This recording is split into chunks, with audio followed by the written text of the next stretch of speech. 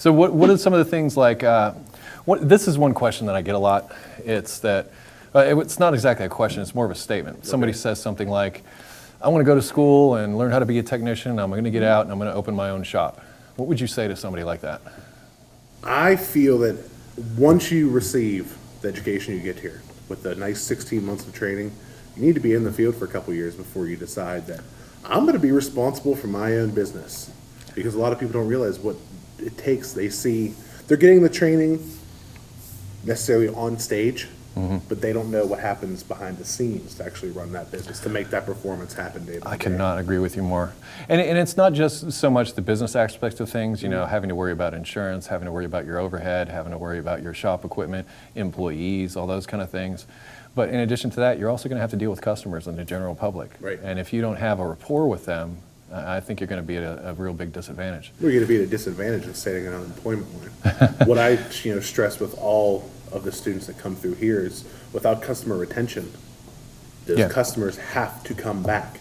You have to be able to make them be your go-to person to repair their car. They need to be able to trust you. And what would you say would be a good way to develop that kind of relationship?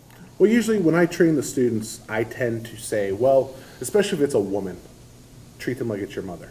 If it's treat them like it's your father. I make a point, you don't want to take advantage of anybody.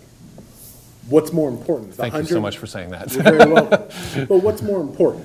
The $150 today, or that $15,000 over the next 10 years?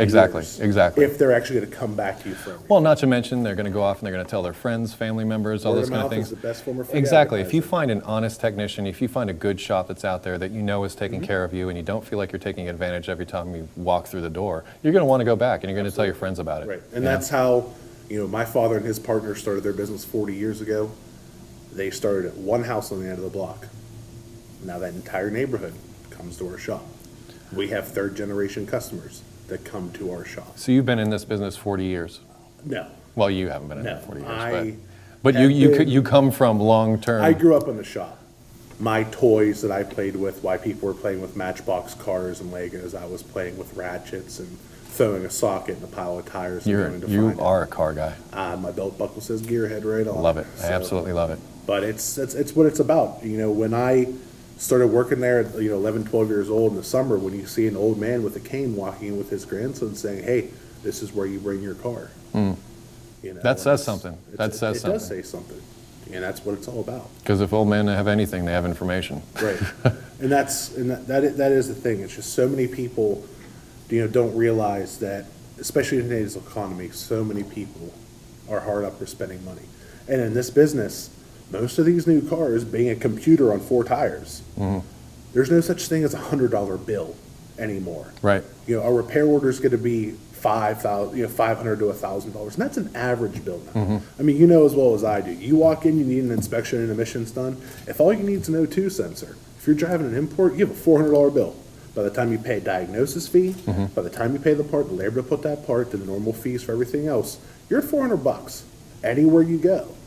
And when there's people standing on unemployment lines right now, that's tough to come by. It's tough to come by. In fact, that's sort of where I come in. I try to empower people with that knowledge so that they can have an understanding of, at least from where I come from and my show comes from. It's basically from a place where, if nothing else, I want you to have an understanding of what that O2 sensor does and why it's important to your vehicle and why you need it for your emissions or something like that. I mean, that's to me, it's imperative to share that knowledge. Now, say, for instance, they're not watching my show. I think you, as the person who's behind that counter talking to that customer, it's our duty share that responsibility to try to educate the customer on why they have to spend $500 to $2,500. It makes them much more comfortable opening up their wallet or writing that check because they understand.